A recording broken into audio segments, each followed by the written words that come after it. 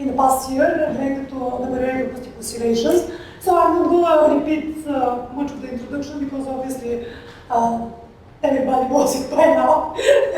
So the only thing that I'm going to say is that when we measure the barrier acoustic oscillations, we measure these two projections, and in both of them we always encounter this factor here. So obviously we cannot find H0 from this in any possible way.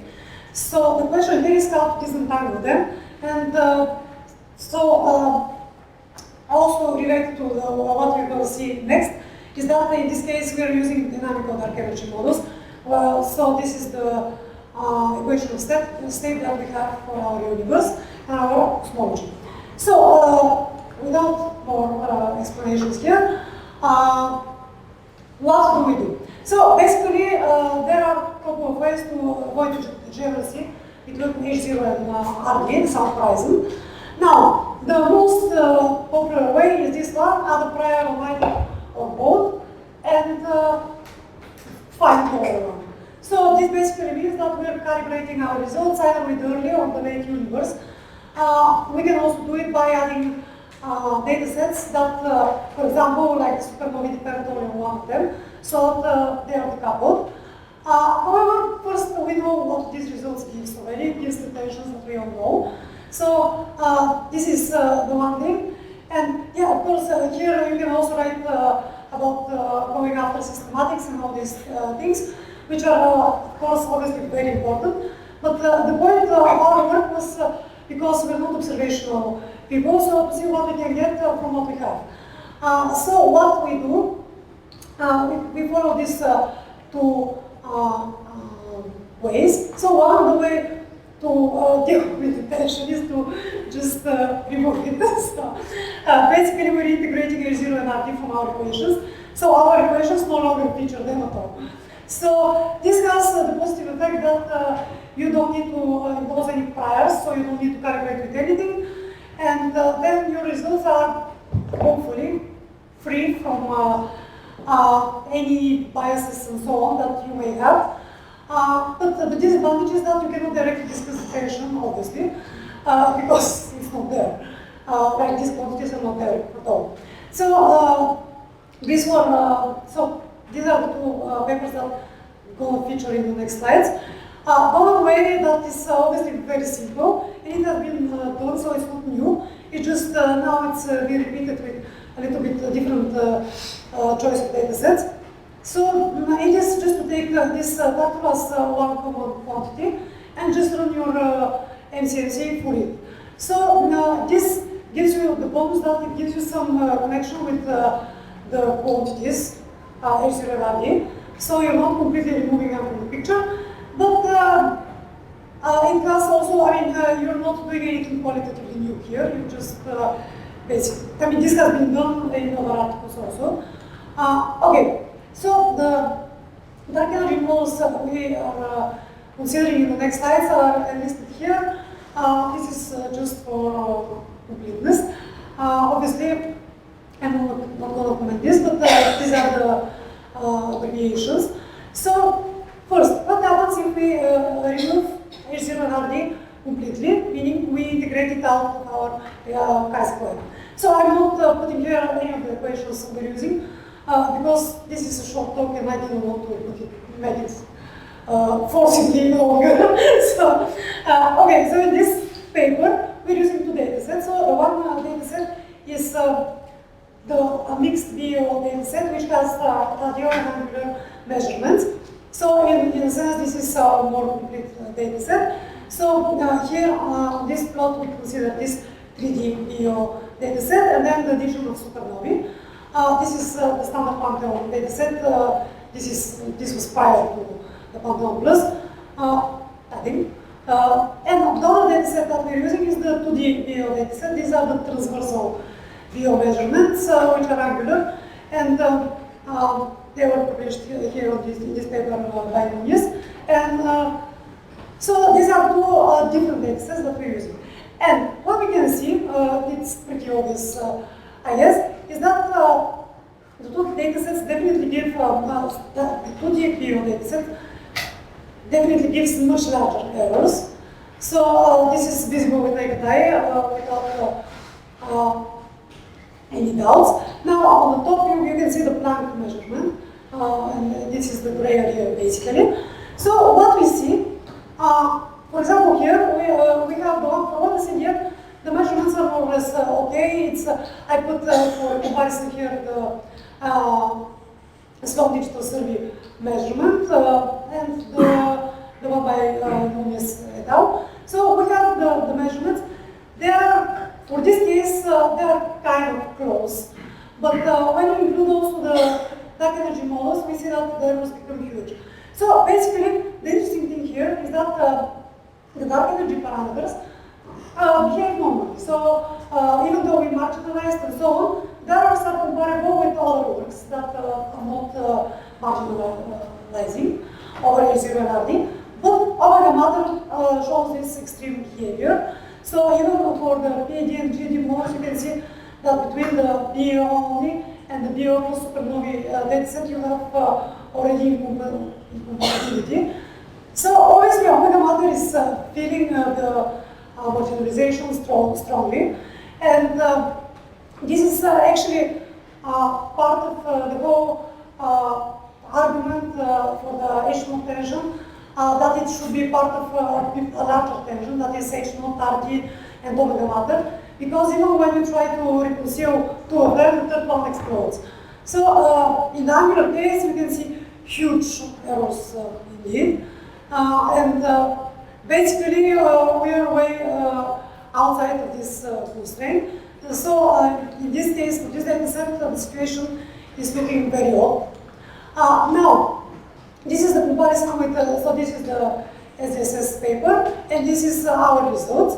And you can see that more or less it looks close, because these are the supernovae, this is the BAO. So this is the BAO and this is the supernovae. I probably could have made them the same color at the end.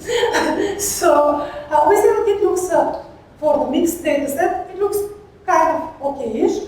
There is a small deviation in the cross-section between the two, but it's not so dramatic. For the 2D BAO dataset, we see this ridiculously big area.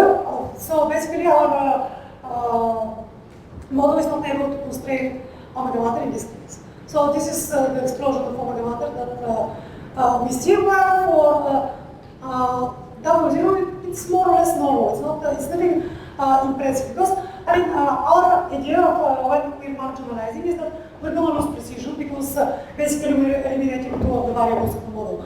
So we expected much more dramatic events to happen, but they didn't. So the only thing that is killing our mischievous deeds is omega matter.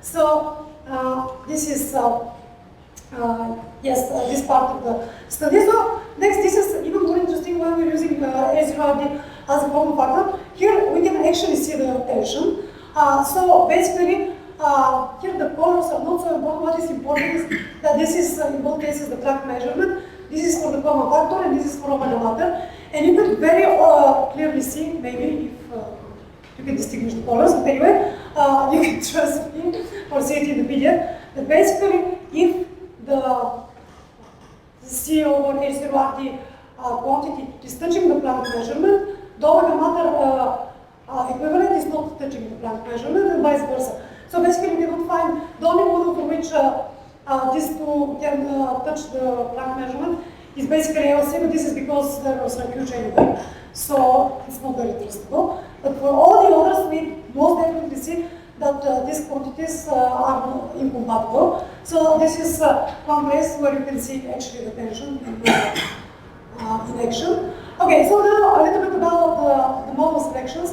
So this is for the case of the marginalized model. So here there is basically for this messed up plots, there is only one thing you need to know, and it is that this is the place where the models who can compete with one the CDM reside, and this is the place where the models which strongly prefer one the CDM reside. So you can see that for the mixed BAO dataset, when you have just BAO points, you can see some models are everywhere. I mean, models are everywhere. So these points do not have any kind of preference for anything. But the moment you have the supernovae data, you get this very strong preference for the CDM. So this is characteristic of the mixed data set where we have angular and radio measurements. While on the other hand, when we have these transversal points, we see that even by adding the supernovae data, we still have these models which basically are challenging on the CDM. So there is no clear distinction like in this case where just you get very, very obviously preference along the CDM. So this is with this data, and with the other, when you take C over H0RD as a common factor, you get all these models which kind of reside where there is possible competition for one the CDM. So here we're also, the models we're considering are more, because we have all this list of models. Well, here we're basically taking only so we have our CDM and different parameterization of CPL and GD and PD. So this has less dynamical dark energy models. Here we have more, but in any case, the point is, in this case, you have purely statistically when you're taking the variance criteria and the Bayesian factor, you can see this preference. For the ASC and the BIC, you don't see any preference for anything but about the CDM, so they're very clear on this. This is why they're not mentioned at all. So there is also the situation with the curvature, which actually came up in Corfu, and which we explored in detail afterwards. So basically, the question is why the mixed BAO dataset has this strong preference for negative curvature. And basically what I did is I took this for prior for omega k from -1 to 2 in this case, and you can see that even so we have a small prior that is standard prior, and we have this extremely large prior from -1 to 2, and you see that it stays there. So it's for some reason under the marginalization procedure, obviously omega k in this case behaves in a way we don't expect, because we definitely don't expect supernovae data to add to the curvature. We, quite on the contrary, expect it to come in this direction. Maybe I didn't mention that for the marginalized data sets, everything is marginalized, so we don't have H0 anywhere. It's also the supernovae data are marginalized, both H0 and M. So, while for the angular or the transversal data set, we see very expected behavior in which the curvature is definitely about 0. So even with the large prior, it's I mean the mean is 0, but you can see that, for example, just for the BAO, it's not possible to. I mean, it's not basically not constrained. It's you have this huge contour. So this is also an interesting part of this study. So basically, our conclusions are that. Okay, we cannot talk about tensions with this method of work, but we can see that omega matter is definitely feeling what we're doing. And so this remains the larger question, because we've all seen all kinds of study and all kinds of results where we try to limit H0 and we get nice results or bad results or whatever results. But omega matter is a bit random. So I've seen it from 0.19 to all the way to 0.40. So this is quite a big, it's not the way it should be, so omega matter is definitely the unknown, kind of something that we need to work more on. As for this, I didn't mention the dark energy parameters because they are very close to what has been published, even by the SDSS papers. So here the surprise is that they are not more different, actually. So this is the surprise. And how much time? 5 minutes. Excellent. So this is yeah. So I'm quick. So this is actually something new that I did with the BAO dataset, and this is actually kind of exciting because, at least for me, because it was something new that I did. But it's working on the time delays. This is not the laser time delays that we were talking about yesterday. These are actually the quantum gravity time delays. So in this case, these are theories that suggest that the speed of light will vary with the energy of the emitted wave. So these theories are, in general, different quantum gravity theories. You have like string theory and all kinds of not all kinds of list of theories that predict some kind of dispersion. So the question here is, can we see something like this? So if we see some kind of time delay, that will be a signature of Lorentz invariance violation. So it's a big deal, right? So this is a serious situation. But in our case, most studies right now are basically taking single gamma ray bursts and then measuring the difference between the highest energy photon and some kind of lower energy photon. So we're not doing this here. Here we're taking older data sets which feature different gamma ray bursts, because in this case you're going to feel the cosmology was much stronger. So the question is, does cosmology affect the final result? This was the goal of this paper. So these are the equations that we're using, in case anybody wonders. So what happens? And then we apply to a kind of dark energy model. So these are the same dark energy models as in the list. And what we see is that, so these numbers are consistent with what has been already seen. So there is, I mean, this is definitely not a detection rate, detection level paper. It's more an exploration what cosmology will contribute to this discussion. Because there are literally, I think, 3 papers on cosmology related to time delays. So obviously this is something that people haven't studied properly yet.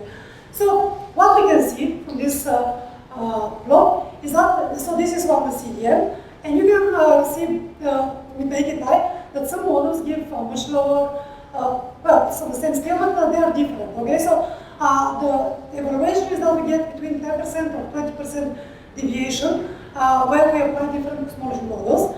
So this is something very interesting that people overlooked for a while. And now, because we have so much more measurements, obviously, and this is a very competitive field, so this was something, some interesting application of the BAO data. Also, well, it's not only BAO, it's also superbody gamma ray bursts. I mean, there are things, it's not like they are. So this is the interesting, and the other interesting thing is that the cosmology parameters are basically remaining stable, with the exception actually of this parameter here, which for some reasons is coming somewhere here. So we're getting a lower value for this than the expected by Planck. So this is something that is curious when we have a time delay. But in any case, this is the new thing that I did, and I'm very happy with it actually, because it's very interesting field. So yeah, thank you very much.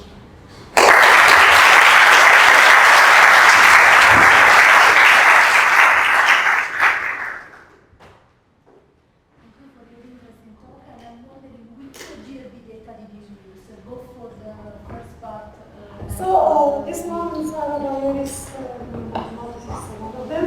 Okay. And the other is something which is not one million. I have a comment on the use of the PK isolation, because it is not correct with selection biases. So the results that you introduced, may not be the ones. You mean just for this or also for no, I also mean for the previous analysis, which was using the model. So you may have, commit an error like more than 10% on the characteristics. So I would say strongly that you should have covered on that. This is, so basically this is, okay, so you mean about this one? Yes. Okay. Yeah, okay, so the gamma ray bursts are not such a big part of the data. Yeah, but still, yes, okay. Yeah, it's possible. Yeah, I don't know, I can remove them and see how much it was. Yeah, this is a good idea, just to check if there is strong bias. Any other questions? I'll ask a question. Can you go back to the contours you were showing? Here. This one? I don't know, this one. Yeah. So I have 2 questions. One is, so BAO and BAO transfers, they're consistent with each other.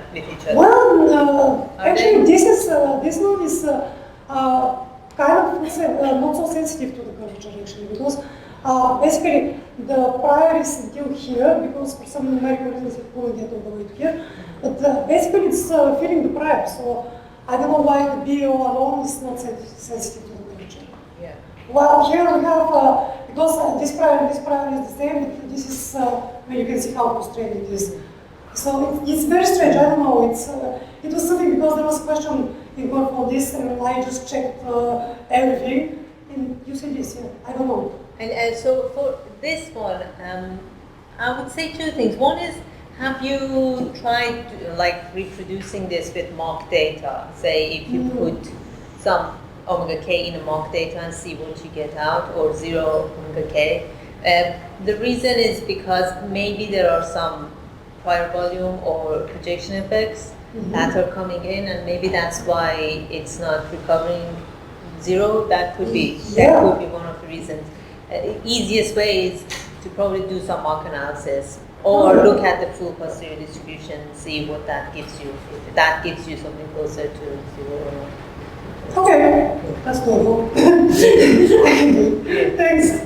Any other questions? Okay, not last time, Denitsa.